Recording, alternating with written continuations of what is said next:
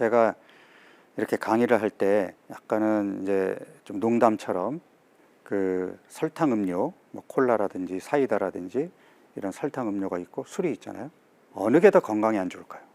과당이나 알코올이나 똑같이 우리 몸에 나쁜 영향을 주는 데에는 차이가 없어요. 그런데 술은 성인이 되어서부터 마시기 시작한단 말이죠. 반면에 과당은 어떻습니까? 소아 청소년기에서부터 출발을 하게 되죠. 이 과당이나 술이나 똑같이 중독성이 있어요. 알코올 중독은 우리가 익히 알고 있지만 설탕 중독에 대해서는 우리가 좀 낯설잖아요. 그런데 이 중독성 질환은 어린 나이에 노출될수록 헤어나오기가 어렵습니다. 그러니까 술에 비해서 과당은 훨씬 더 이른 나이에 노출이 되고 훨씬 이른 나이에 중독이 될 위험이 있어요.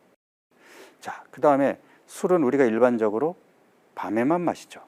과당은 어떤가요? 밤낮을 가리지 않습니다. 아침부터 밤까지 계속 먹을 수 있어요. 술은 취하면 거기서 더 못 마시잖아요. 과당은 한없이 들어갑니다. 우리 몸의 보상 중추를 자극하기 때문에 꾸역꾸역 계속 집어넣게 돼요. 어느 게 더 나쁠까요? 문제는 지금 우리들의 자녀 또는 손주들이 어린 나이에 과당에 중독되어 가고 있다는 점입니다. 제가 처음에 우리나라에 크리스피 도넛이 들어왔을 때 이렇게 단 도넛을 어린애들이 어떻게 먹을까 싶었는데 탕후루에 이어서 최근에는 두바이 초콜릿까지 마치 어느 음식이 더 단가 경쟁이라도 하듯이 점점 단맛이 강해지는 음식들이 들어오고 있어. 왜? 중독성이 강하기 때문에 이미 중독에 빠진 사람들에게는 더 강렬해야 찾게 되거든요. 그러니까 과당 함량도 늘어나지만 더 달아야 사람들이 찾게 되니까 점점 그런 악순환이 계속되고 있는 겁니다. 그 지방간 같은 경우에 사실 진단을 내리기가 쉽지가 않은 게 그 간 무게의 5% 이상 지방에 쌓였을 때를 지방간이라고 얘기하는데 초기 단계에서는 우리가 임상적으로 찾아낼 수 있는 방법이 없어요. 간 생검을 통해서만 진단이 가능한데 뭐 멀쩡한 간에 그러니까 조직 검사를 한다는 것이 쉬운 일은 아니거든요. 보통 건강검진을 받게 되면 초음파 검사를 하게 되고 초음파 검사에서 지방간이라는 진단을 받는 경우가 있는데 초음파에서 지방간이 보일 정도면 이미 간에 지방이 20% 이상 쌓여 있어야 됩니다. 그러니까 한참 진행된 다음에 초음파에서 지방간이라고 나오는 거예요. 그러니까 초음파에서 지방간이라고 진단을 받으신 분들은 많이 진행이 된 겁니다. 저는 피 검사를 해봤는데 간 기능 수치가 정상이던데요. 네, 대개 정상으로 나옵니다. 간 기능 수치가 올라갔다라는 얘기는 단순 지방간이 아니라 간세포에 지방이 끼면서 간세포가 풍선처럼 부풀어 올라서 터지면서 간세포 안에 있던 효소가 혈액으로 빠져나와서 수치가 올라간 거거든요. 그러니까 이미 지방간의 상태가 심해져서 지방간염 수준까지 갔을 때 간 기능 수치가 올라가게 됩니다. 그러니까 초음파에서 괜찮다, 피검사에서 간 기능 수치가 정상이다라는 그 결과만 갖고 저는 아직은 간은 괜찮은 것 같아요. 아닙니다. 그래서 조금 일찍 찾아볼 수 있는 방법이 간접적으로 내가 해마다 건강검진을 받는데 작년까지만 해도 괜찮았던 공복 혈당 또는 공복 콜레스테롤 수치가 올해 들어서 참고치를 벗어나서 공복 혈당이 100 이상, 콜레스테롤 수치가 130 이상 올라갔다, 한 번쯤 의심해 보셔야 됩니다. 혹시 간에 기름이 끼지 않았나. 조직검사 결과로 비알코올 지방간 질환으로 확진된 환자와 그렇지 않은 환자를 가지고 통계적으로 비교를 해봤어요. 상대적으로 비알코올 지방간 질환인 사람들에게서 비만이 많았고요. 상대적으로 당뇨병과 대사증후군이 동반되어 있는 사람들이 많았고요. 비만하지도 않고 당뇨병도 없는데 지방간이라고 진단을 받은 사람들은 거의 대부분 인슐린 저항성이 있었습니다. 그러니까 살이 찌지 않더라도 결국은 마른 지방간, 마른 비만이 되면서 당뇨로 이어질 수 있는 그런 사람들인 겁니다. 그리고 심혈관 질환, 뇌혈관 질환으로 인한 사망 위험이 증가했고요. 비알코올 지방간 질환으로 진단을 받은 사람들 보니까 상대적으로 근육량이 부족한 경우 지방간 질환 발생이 4배 정도 증가하는 것으로 나타났습니다. 그래서 비알코올 지방간 질환은 인슐린 저항성과 굉장히 밀접한 관련이 있습니다. 비알코올 지방간 질환이 있게 되면 인슐린 저항성이 생기게 되고, 인슐린 저항성이 생기게 되면 비알코올 지방간이 더 악화됩니다. 비만은 많이 먹어서 생기는 문제가 아니라고 얘기했어요.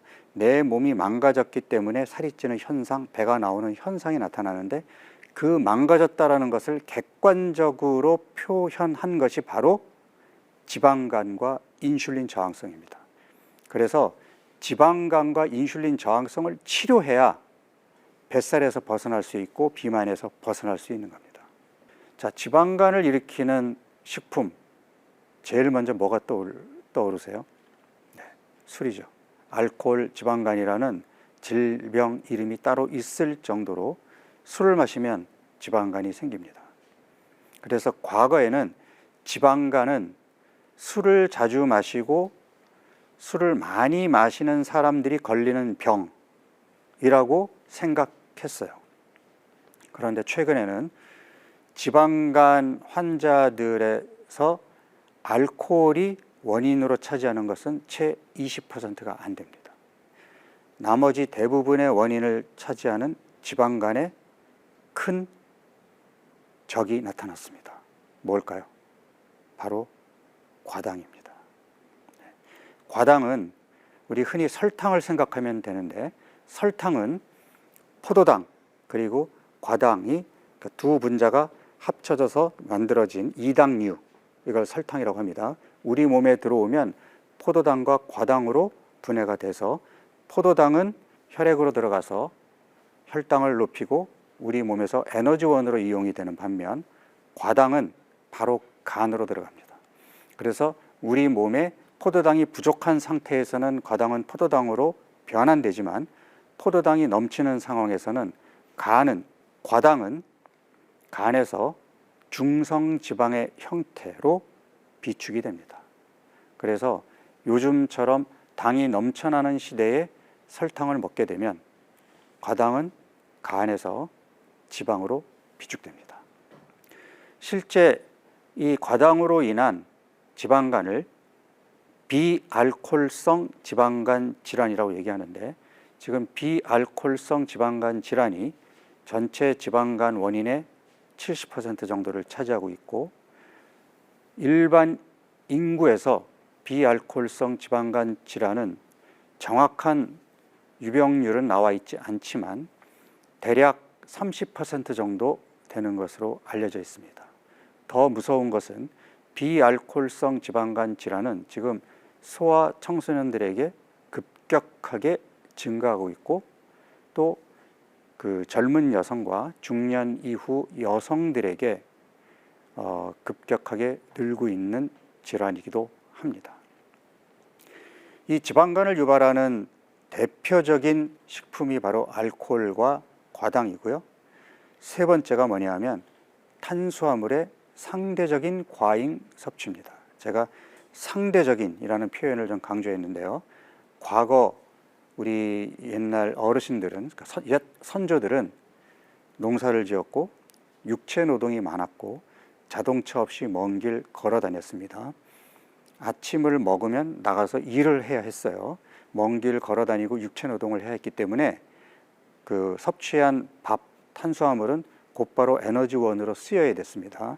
네. 밥심에서 모든 게 나온다라는 말이 당연하게 여겨지던 시대였죠. 그런데 현대에 들어오면서 우리가 그 일상을, 그러니까 걷는 대신에 차로 이동하게 되고, 육체 노동 대신에 하루 종일 의자에 앉아서 일을 하게 되고, 이렇게 생활 환경이 바뀌었음에도 불구하고 우리의 식습관은 아침, 점심, 저녁 하루 3끼 탄수화물을 먹고, 후식으로 과일 먹고, 중간중간 떡 먹고, 과자 먹고, 빵 먹고, 이러면서 신체 활동량이 없다 보니까 우리 몸에 들어온 탄수화물이 충분히 에너지원으로 쓰이지 못하고 남아돌게 되었단 말이죠. 그러면 급성 에너지원인 이 탄수화물은 이용되지 못하면 지방의 형태로 비축이 되게 됩니다. 그래서 피하 지방에도 비축이 되지만 간에도 비축이 됩니다. 지방간을 일으키는 또 하나의 원인이 되는 거죠. 물론 포화지방산 또는 트랜스지방 또는 튀긴 음식, 이런 음식들도 지방간을 유발하지만 대표적으로 알코올과 과당 그리고 상대적인 탄수화물의 과잉 섭취가 현대인들의 지방간을 일으키는 대표적인 식품입니다.